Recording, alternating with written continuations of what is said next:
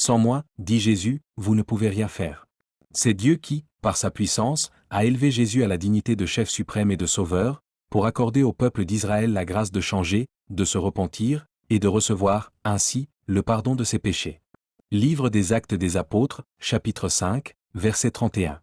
Mais si quelqu'un détournait de moi un de ces petits qui ont confiance en moi, Jésus, et le faisait tomber dans le péché, parce qu'il n'a plus confiance en moi, il s'en tirerait à meilleur compte si on lui attachait au cou une de ces meules que font tourner les ânes et si on le jetait dans le lac.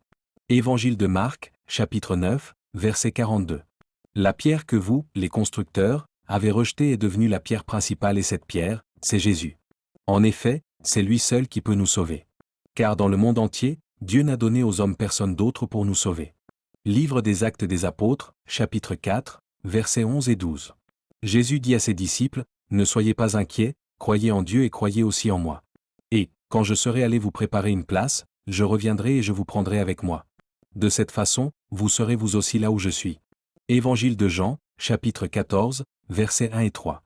Et à partir de ce moment, Jésus commença à prêcher en public en disant, « Changez, repentez-vous, car le royaume des cieux est proche. » Évangile de Matthieu, chapitre 4 et verset 17.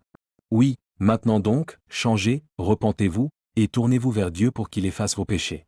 Dieu l'a envoyé pour vous apporter de grandes bénédictions, elles seront vôtres à une condition, que chacun de vous se détourne de sa mauvaise voie.